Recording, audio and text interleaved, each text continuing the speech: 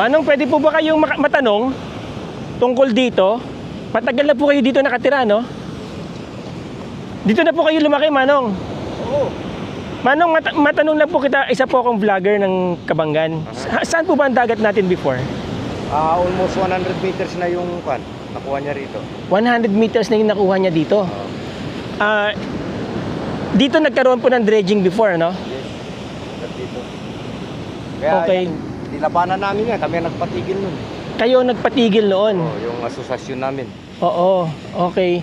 Ang sinasabi po ng gobyerno natin, Manong, sabi nila, ito daw kasi ay noon, wala naman talaga yan. Marami din nagsasabi mga tao, hindi ko alam kung taga rito sila, na yan naman daw talaga dagat dati.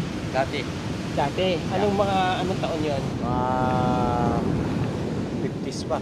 1950s pa. Oo. Yung bundok na yun, yan ang tinatamaan ng alon. Yan, malit na bundok na yan. Okay. Noon. Then, after so many years, umusod ng ganon. Oo, nagkakaroon ng aggression. Oo. Pagkatapos, nung nagpinatubo, yung lahar na galing doon, yun ang tinampak niya rito, kaya umusod yung dagat. Nature yun. Nature na nagtambak. Nature ang nagtambak. Okay. Kailan nagsimula maubos yung dagat na yun, yung tinambak na yun? Mula nung nag-dredging. Sigurado kayo? Yes. Sigurado kayo mula nung nag-dredging naubos yan? Oo. Ilang barko po yun nandito noon? 29 or 31, gano'n. 31 na barko? Oo.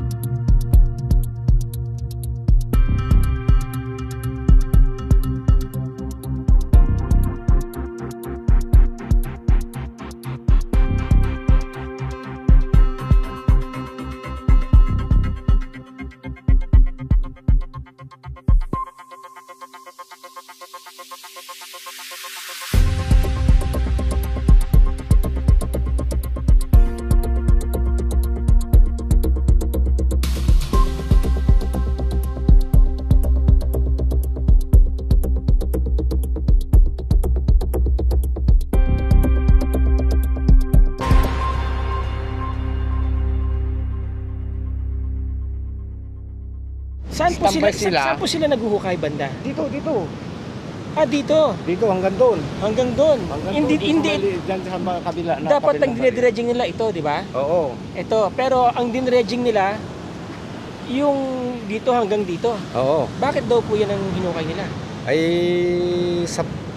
sa paningin ko, dahil akong gumagawa diyan noon dito, nakita nila yung klase ng ng buhangin. Quality ng buhangin. May black sand. Mataas ang content ng black sand. Kaya lumampas sila sa nila, sa dredging map nila. Lumagpas sila sa dredging map. Meron pong ebidensya tayo na lumagpas sila sa dredging map nila. Actually, ito naidulog na namin sa kaya nung linabanan namin ito, dumulog na kami sa Region 3, sa Commission on Human Rights. Kasi alam na namin ang mangyayari, dahil nga ang basihan namin sa norte, sa Ilocos at saka sa Cagayan. Diba, nag-dredging sila doon. Pati ultimo mga school building nalaglag. Oo. Kaya tinututulan namin ito noon. Oo. Maganda sana, pabor naman kami sa project ng gobyerno dahil Oo. river restoration. River restoration, tama. Pabor kami doon. Oo. Kanya nga lang, ito yung river mouth, andyan yung dredging map nila pa ganun, Oo. dito naman sila tumira. Sa gilid. Oh, lumampas naman sila doon. Oo. Andyan yung boundary, pa ganun sana yung dredging map nila. Pasok dito, kaso lumampas sila dahil maraming kot siguro, lahar dyan. Yung lumubog na barko doon, part po ng dredging yon. Hindi. Ano po yung lumubog doon? Kwan yan, tumambay lang dyan noon yan. After dredging na yan. After dredging na. Kwan na yan, Oo. ano to? Yung nagkakarga So ng- ngayon, nagde-dredging pa rin po ba sila ngayon dito? Wala na. Wala na. Napatigil namin dahil Sa tingin nyo, mga gaano karaming buhangin nang nawala? Mga ilang, marami, malaki. Talagang marami. Kasi sabi nyo nga, 100 meters mula dito. So dire-diretso yan hanggang doon, 100 meters. Hindi, hanggang dito lang Dito sila. lang. Natigilan namin sila. Oo. Kaya So, ito ang unang kaya itong nabutas eh. ang buhangin po, dati dito hanggang saan? Hanggang doon, doon yung lumubog na kwan. Yung lumubog na barko. Oh, yun ang Hanggang doon ang buhangin noon, buhangin. pag ganun. Ang ganda sana. Sana. Ang ganda para sa mga turista, Oo. para sa mga mangingisda, Oo. di ba? Tapos na lang mag-dredging, Ayan, mga 100 meters na. 100 meters ang nawala. Oo. 2 taon makalipas. Dalawang taon na ngayon. Mga 2 taon na makalipas. Ito po is Santo Tomas River to, di ba? Hindi. Ano po ito? Maluma River. Maloma River Santo yan. Tomas doon. Yun. Ah, nandun na Ayun, Santo Tomas. nakakalaglagan na yung sa Liliwa.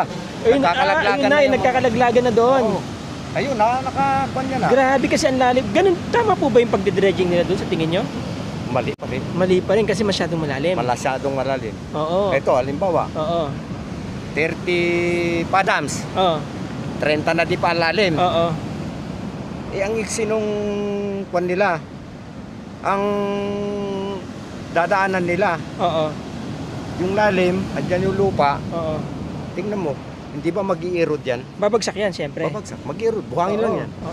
Ito, kay, ano pangalan nito? Siya noon disilting. Oo, desilting talaga. Legit. Legit yun. Oo. Ang kwan dyan, bako, kinakarga sa dump truck, nilalagay sa Nilalagay pantalan. Oo. Pagkatapos, may barko doon sa gitna. Oo. Tinatransfer Pinatransfer yung yung buhangin. buhangin. Yun ang the best. Kasi naman bukas yan eh. Oo. Kanya nga lang, yun nga, yung dredging map nila, doon lang ang boundary, pag ano, yung mga buyan nila. Oo. Ay, di lumalampas sila eh. Pinipigilan namin. Utangin sa mga talagang nambuli yung mga China, mga Chinese eh. Oo. Bayad na kayo, ginaganon kami. Bayad na kayo. Ganun sabi ng mga inchik. Oo, inaamon pa kami ng suntukan eh. Paano nila sinabing bayad na kayo? Eh, ginaganon kami. Ginaganon kayo. Hayop, no? Yung mga mangingisda, pinapatabo eh. Lumalampas na kayo sa boundary eh. Sabi ganun. Kami ang nakakaalam kung ano ang behavior ng dagat pagdating ng tagulan. Dahil kayo ay Legit kami tiga rito. dito na kayo Pag tinubuan. tagulan, uusod ng konti rito. Dito na kayo tinuli. Oo. Di ba? Pagdating na summer, uusod doon. Nung hinukay, siyempre malalim. Wala na. Asan yung lupa rito? Mag-i-erode yun, kukunin. Ang sabi naman ng iba, ganyan daw talaga dito. Pagka ganito tag-ulan, kinukuha yung dagat at binabalik. Hindi. Totoo po ba yun? Hindi. May ibabalik pa ba itong dagat na to? Wala na. Mahirap na. Hindi reverse restoration ang ginawa sa amin. Yun ang report namin sa Human Rights. Nagmina sila. Okay. Ano sabi sa inyo ng mga incheck? Wala, sabi nila, sumising niya sa ganun. Ibig sabihin, bayad na kayo. Bayad na siguro. 2 taon na nakalipas yun. Oo. Okay. Anong pangalan ko? Conrado de la Cruz. Conrado de la Cruz. Legit na taga Dito. dito talaga. Oo. Born and raised. Yes. Dito na pinanganak. Tinanganak yung tatay ko rito. Pinanganak na rin Almost rito. 100 years niya bago namatay. Oo. Oh, laki sana pakinabang ng Ang laki ng pakinabang. Yan palang mga resorts na yan, magbabayad ng taxes yung mga yan. Oh, natural. Mag-i-employ ng tao yung mga Oh, yan. siyempre. Bibili yan sa palengke natin. Oh, Bibili yan sa inyo. natural. Makikinabang kayo sa pagpunta ng tao Oo. dito. Doon sa Inchik, nakinabang ba kayo? Yung mga pumuntang Inchik dito? Hindi. Ay, Gobyernong nakinabang. kung gobyerno na nakinabang, ibig sabihin nakinabang ang taong bayan. Hindi. So, hindi gobyerno ang nakinabang. Hindi. Yung sa Liwliwa, maniniwala ba kayo doon sa may Liwliwa? Na yun, hindi kinakaya dahil hindi sa dredging yun. 2 years pa, wala na liwliwa. Another 2 years pa, wala na Liwliwa. Wala na liwliwa dyan. Ubus lahat yan. Oo. Sabi ko nga noon, nagipaglaban kami. Oo. Hindi, magaling sabi nila yung engineer. Sabi nila, at inaral niya yan. Sinong engineer po yun? Yung provincial engineer. Tapos? Sabi ko, paano mo inaral? Kami tiga rito, alam namin yung behavior ng dagat pagdating ng tag-ulan. Ano sabi ng engineer? Hindi daw yan magkakaganyan? Hindi raw. Ngayon, meron na. Ito na. Yung isang taon, nandyan na yung epekto. Ngayon, nalaglag na naman. Nalaglag na naman. Pangalawang taon pa lang yan. Pangalawang taon pa lang. Pangatlong taon yan, lahat ng building yan, ubus na. Pangatlong taon, baka ubus na po dyan. Ha? Ano sabi nyo? Baka pangatlong taon, wala ka nang makitang building sa tabing dagat. Dito sa area na to. Oo. Kasi, masyado talagang malalim na hukay. Malalim. Gaano po sila katagal na naghukay dito noon? Almost, sila June, July, August, September, mga 4 na buwan, 5? 4 to 5 months. 4 to 5 months. Tuloy-tuloy yun, 24 hours. Yeah. Tsaka napatigil naman namin nung may isang buwan na sila, napatigil namin yung pag-operate nila ng gabi. Kasi nakaka-istorbo sa pagtulog, maingay. Ayun, kaya nagsisimula sila 6 o'clock, 6 to 6 ang operation. Kawayan na yun. Saan po yung, hanggang saan po yung yung sinasabi yung buhangin? Yun yung basta yung kawayan na yun. Yun, nakatayo na yun. Oo, yun. Yan ang buhang, hanggang dyan yung buhangin. Ang layo mga boss, mga ma'am, mga sir, mula dito, dyan sa may buhangin, hanggang doon, mga more than 100 meters yan, kuya. Oo, sandan nga. Doon sila banda nag-dredging? Oo, doon. Hanggang saan po hanggang doon? Hindi, hanggang dyan lang sila. Ito lang, pag ganon. Nakikilan namin kasi tutumbukin na yung makabahayan eh. Tutumbukin na doon banda? Oo. Nakita nyo, umuurong na sila? Oo, pag ganon na. Okay. Ngayon, sinisinyasan namin na lumalampas na kayo, doon na kayo. Gaganon ko, bayad na kayo.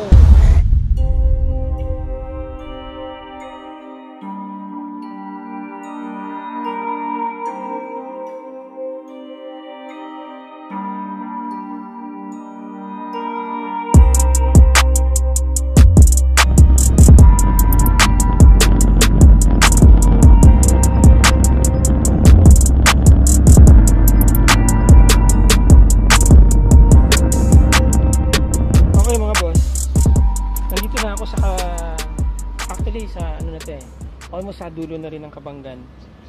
Barangay kami Ingata to. Okay, ito yung itong ilog na to, nanggagaling to doon from bridge ng Kabanggan all the way coming from Namnel River at saka doon sa Agbobotilya River. Dito yan nag-drain papunta sa dagat. Yan. Now here may pier dito. Yan naman yata mga buhangin na yan. I don't know kung saan nila kinuha yan, yung mga naka-stockpile dyan. Wala naman ako nakikitang may ginagawa silang dredging activity dito.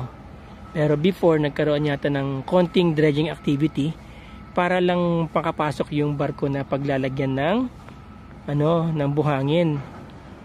Unfortunately, siguro kung nga meron din incidents ng dredging activity kahit konti lang, parang somehow nagkaroon pa rin ng epekto dito naman sa katabi nito sa bunganga ng Bukana. Silipin natin sa drone.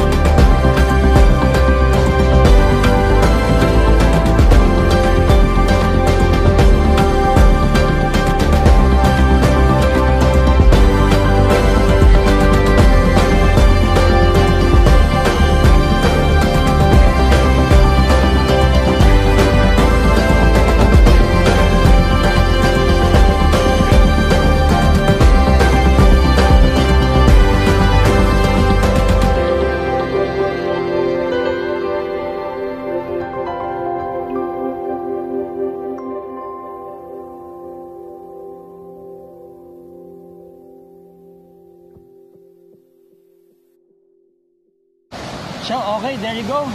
Inabot ako ng tanghali dito, no? Dito sa resort na to. Ano to? Family-owned resort eh. Nakilala ko yung may-ari nito way back last year. Nabait foreigner. Kakwentuhan kami kanina. Okay, so sabi niya sa akin, kasi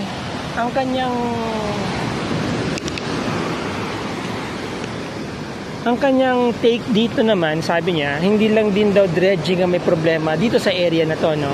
Kung bakit nagkaganyan. Kasi nga naman, wala naman nangyaring matinding dredging dito. Aside from dun lang sabi ko na nagsimula silang maglagay para makapunta yung barko dito. Pero ngayon, nandoon na. Okay? Ang nangyayari daw kasi dito, nagkaroon dito ng rampant dynamite fishing. Yung buong area na yan, nagkaroon ng rampant dynamite fishing dyan. Way back during the 80s, 90s. In fact, nung dumating ako dito ng 2001, nagkakaroon pa ng dynamite fishing dyan. Hanggang 2010, 2011, meron pang pailan-ilan na nagkakaroon ng dynamite fishing dyan. Okay. Yung area na yan, yung buong area na yan, may mga corals po dyan. May mga corals na nakaganon, parang bundok. Kaya noon daw, nakikita nila doon, may nagbe-break water pa doon na biglang may ganito, umaalon doon, sa banda doon. Noon, nakikita pa daw nila yon na alon doon. Ibig sabihin, doon pa lang, nagkakaroon na ng break yung current papunta dito. Okay? Kung sa tagal ng panahon, yung mga corals na yan namatay dahil sa cyanide fishing, dynamite fishing, no? Hindi na control ng government. Nagkaroon ng permanent damage.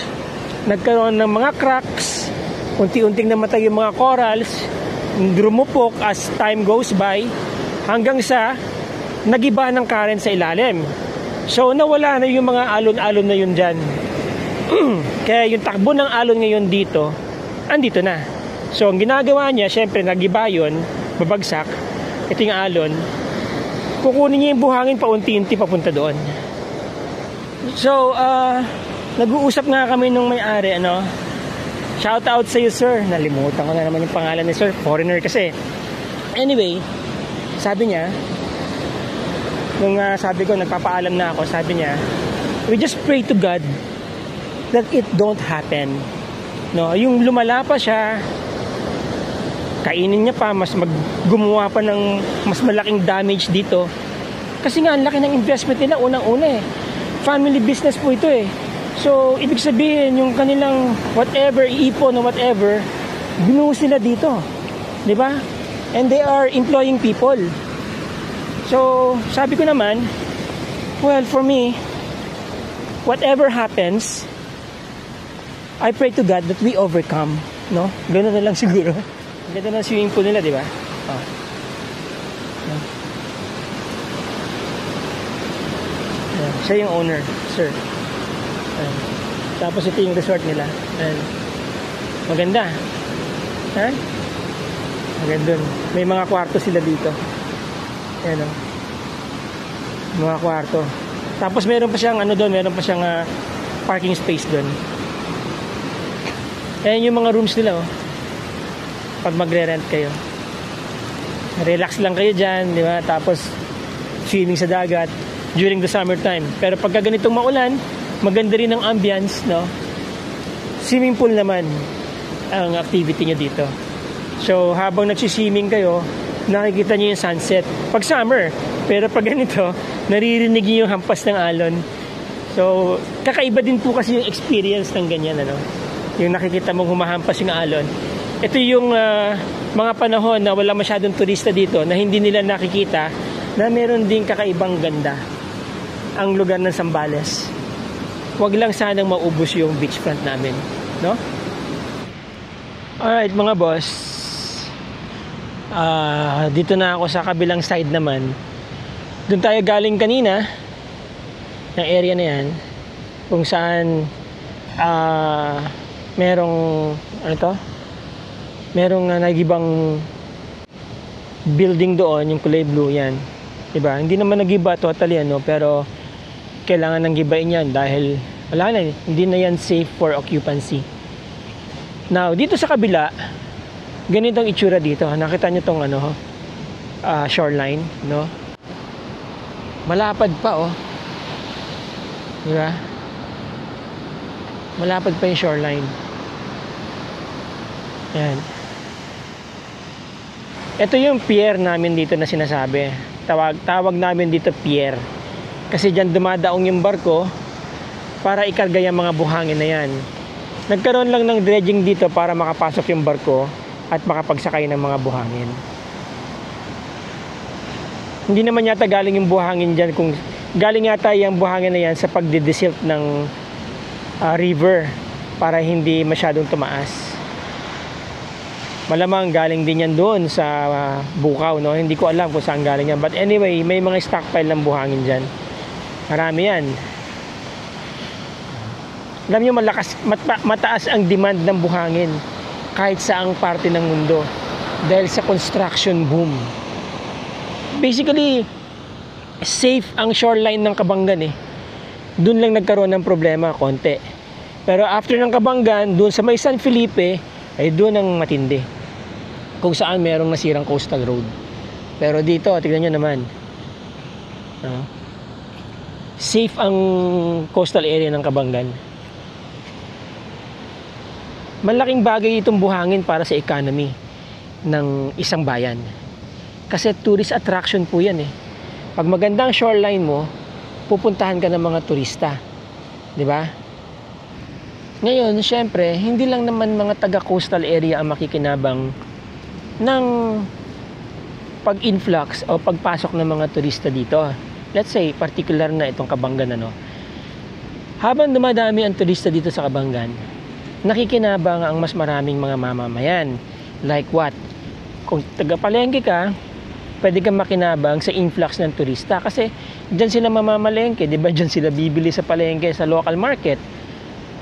Maraming bibili dyan, ano? Pangalawa, kung tricycle driver ka, pwede kang makinabang sa turismo dahil yung iba bababa na lang dyan sa terminal tapos sasakay ng tricycle papunta sa mga coastal areas. Kung meron kang mga grocery stores dyan sa mga barangay na yan kung saan pinupuntahan ng mga turista, makikinabang ka rin, di ba? What I mean to say is, yung local economy magkakaroon ng influx ng pera na mag-circulate sa local economy, di ba? Para magkaroon ng trade. Pangalawa, mag-i-entail ng maraming trabaho ang turismo. Kapag may mga nag-i-invest dito mga mga investors, of course, at nagtayo sila ng mga resorts dito na may magagandang accommodation, syempre mag-hire yung mga yan ng tao, di ba? Okay, mga boss, punta tayo doon sa kabila, sa may Felmida. Ito na yung dulong coastal area ng Kabanggan na pwedeng puntahan ng tao, ano? Kasi doon sa kabila, puro fish pond na yun eh. Bago dumating ng Botolan, ng Porac, Botolan. Alright, tara, let's go. Alright mga boss, nandito na ako sa... Actually, dito ako nakatira ng matagal na panahon. Dito pong, itong mismo lugar na to, yan, yung building na yan. Tumira ako dyan ng mga 7 years. Yan.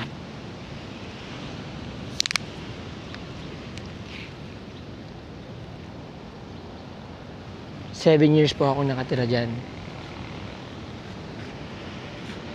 Itong property ng tiyuhin ko, nung nabili niya, 1994, mula doon, pero pa doon sa tinignan natin kanina, hanggang doon sa may sasakyan.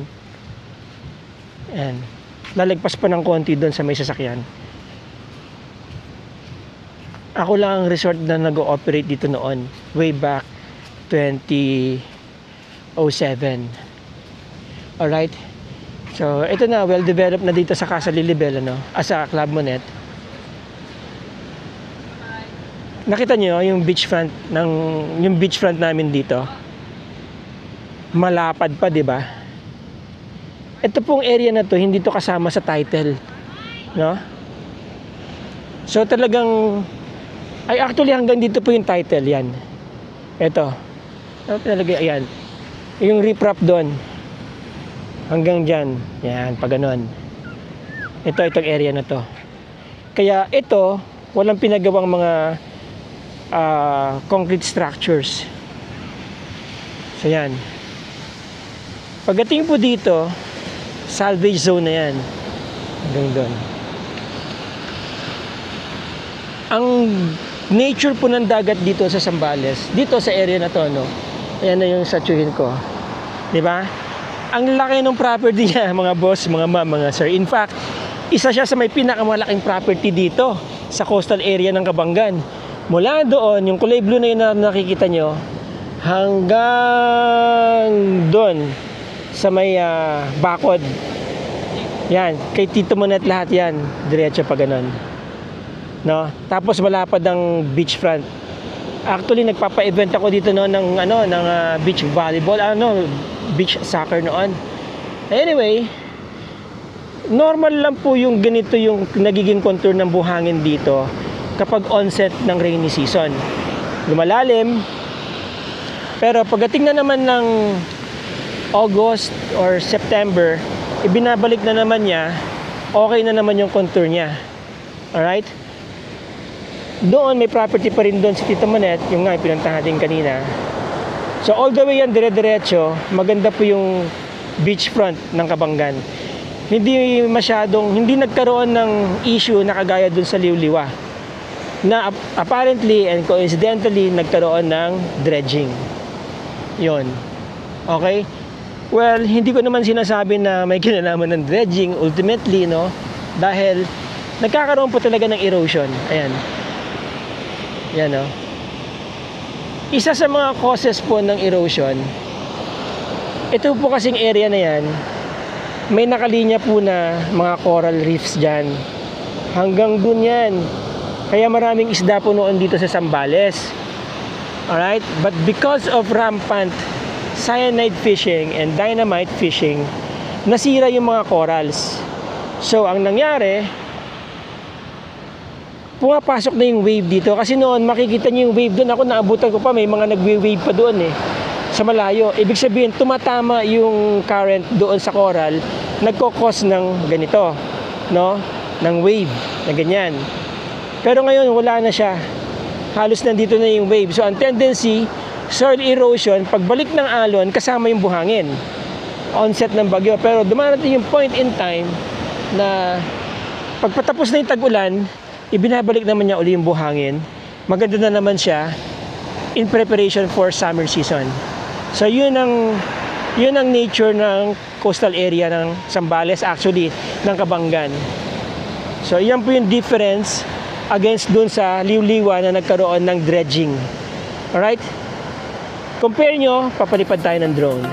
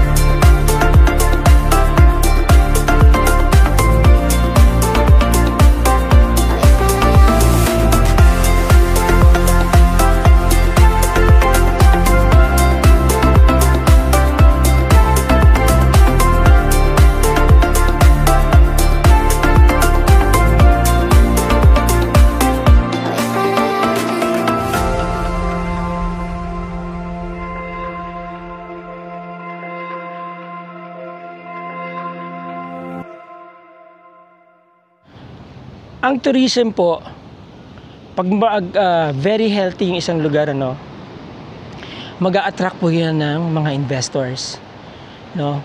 Basta maganda ang turismo, mag-a-attract po yan ng investors, especially Zambales. Napakalapit po sa Metro Manila, saturated na ang Batangas, saturated na ang Bataan, ano po. Zambales could have been the next big thing in coastal tourism, beach, ano po. Maganda naman ang dagat natin dito. Kailangan lang talaga, alagaan, ano po, ipagtanggol. Kasi kapag nag-attract po yan ng turismo, nag-attract yan ng mga investors, mag-a-attract yan ng wealth, mag-a-attract yan ng trabaho, mag-a-attract yan ng trade, exchange, di ba? Bubuhay yan ng ekonomiya, local economy, mag-i-improve ang local economy, no? Magkakaroon ng maraming pera na nagse-circulate dito sa local economy. Tapos magkakaroon ng development, tuloy-tuloy. And this development should be in harmony with, nature. Protektahan ng nature. Wala naman po masama sa development. Basta harmonious sa nature para sustainable. 'Di ba? Mining, sand mining, any form of mining, I don't think pagka masyadong large scale will be sustainable. Pag masyadong mabilis yung kuha mo, kasi kaya nga kailangan i-rehabilitate mo yung lugar, 'di ba? So gaano katagal yung bago mo siya i-rehabilitate? No, halimbawa kinunan mo ng kinunan. So ilang years yan bago mo i-rehabilitate? Instead of, attracting tourism sa lugar na magge-generate ng wealth equally distributed among the people, the local folks, 'di ba? Mas maraming nakikinabang, mas maraming hindi na kailangan ng ayuda. Hindi na kailangan magbigay ng gobyerno ng ayuda kasi may trabaho na, what's more, may ayuda pa, o 'di ba? Mas happy yung mga tao. We have to realize na ang coastal area natin, especially dito sa Zambales, is already a gold mine, 'di ba?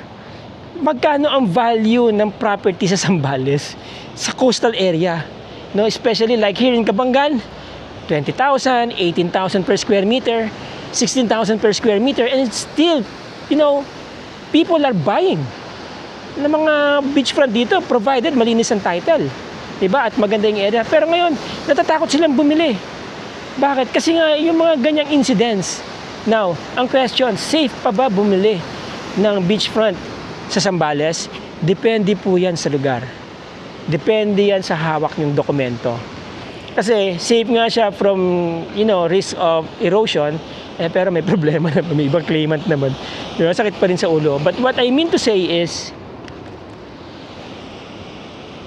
hanapin nyo na yung history. Kung ano bang naging history sa lugar na yan, saan dati yung buhangin, you better ask the local folks. Yung maglakad-lakad kayo sa tabing dagat, and then tanong-tanong kayo, and these folks, these locals, will tell you the truth. Because dun sila nakatira, nakita nila. 'Di ba? They don't need science to explain it. Napakasimple.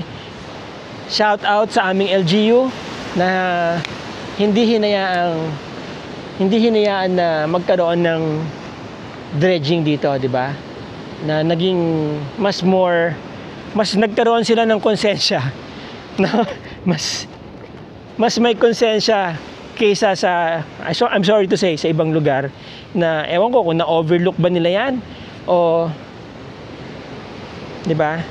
Iba kasi makipag-usap ang pera. Bayad na kayo. Again, maraming salamat sa inyo mga boss, mga sir. Sa sound trip muna kami ng sandpit ko ni MJ.